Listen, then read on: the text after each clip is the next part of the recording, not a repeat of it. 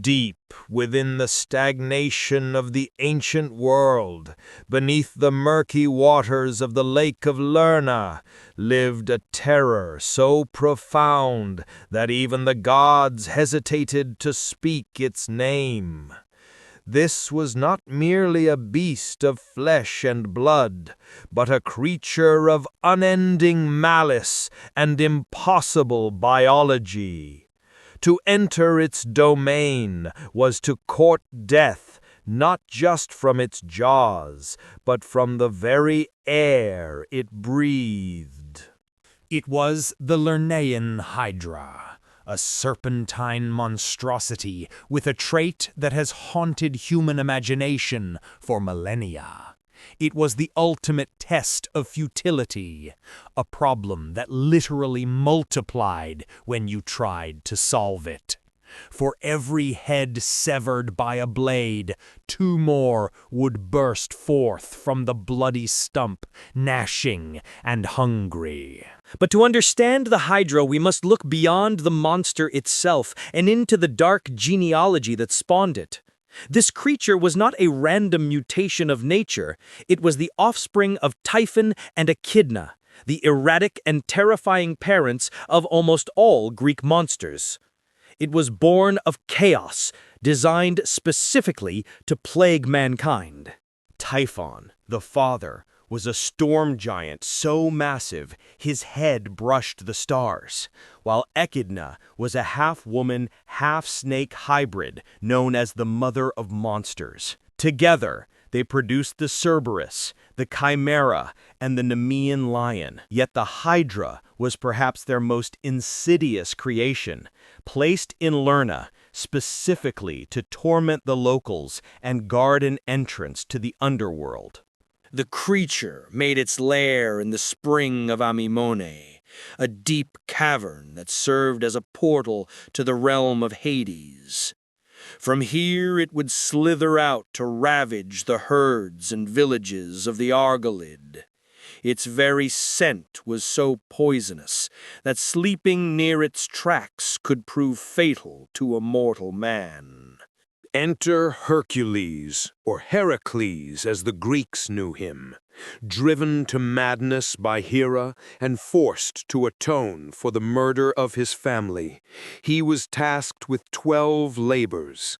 The slaying of the Hydra was the second of these impossible tasks, chosen specifically because King Eurystheus believed it to be a suicide mission. Hercules did not go alone. He brought his nephew, Iolaus, a detail that would prove crucial to his survival. Upon arriving at the swamp, Hercules covered his mouth and nose with cloth to filter the poisonous fumes and fired flaming arrows into the creature's lair to force it out into the open. The beast emerged, a writhing mass of anger. Hercules attacked with the ferocity of a demigod, swinging his club and slicing with his sword. He shattered heads and severed necks, but to his horror, he watched the biology of the beast defy all logic. Where one head fell, 2 fresh ones instantly sprouted, hissing with renewed vigor. To make matters worse, Hera, the queen of the gods and Hercules' tormentor, sent a giant crab to distract him. It pinched at his feet, adding a nuisance to the nightmare. Hercules crushed the crab beneath his heel, but he realized that brute force alone was a losing strategy. He was fighting a war of attrition against an enemy with infinite reinforcements. He called to Iolaus. The strategy changed. As Hercules severed a head, Iolaus rushed in with a burning torch, cauterizing the open wound before the flesh could regenerate. Fire, the element of purification and destruction, was the only thing that could halt the Hydra's unnatural growth. One by one, the heads fell and were burned shut. The chaotic forest of serpentine necks was reduced to smoking stumps. However, the central head was different. It was immortal, impervious to death by conventional means. Hercules severed it with a mighty blow and, unable to kill it, buried it deep beneath a massive rock. The victory came with a dark prize. Hercules dipped his arrows in the Hydra's venomous blood. This poison was so potent that it created wounds that would never heal.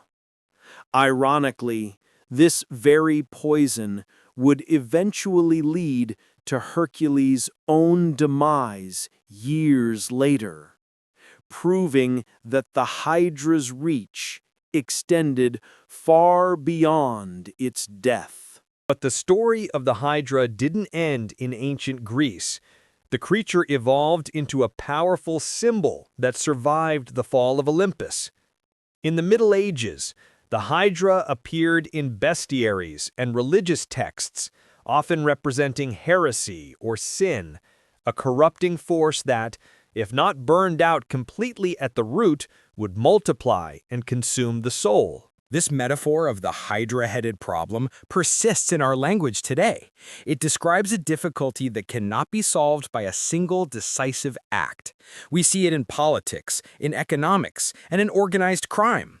Strike down one leader and two lieutenants rise to take their place. The myth became a perfect allegory for resilience and decentralized power. Science, too, has adopted the name. In the 18th century, a naturalist named Abraham Tremblay discovered a small freshwater polyp. He cut it in half, expecting it to die. Instead, he watched in amazement as both halves regenerated into complete organisms. He named it Hydra, after the beast of Lerna.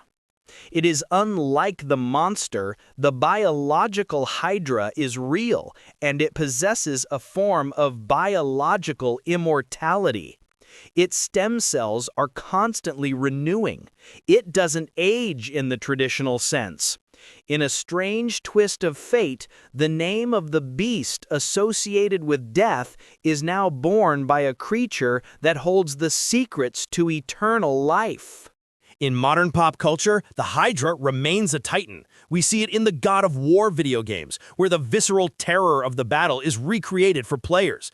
We see it in the Marvel universe, where Hydra is a secret organization that infiltrates governments, a literal interpretation of the enemy within that grows back when cut. From the Ray Harryhausen stop-motion classic Jason and the Argonauts to the glossy CGI monsters of today, the visual language of the Hydra has changed, but the core fear remains the same.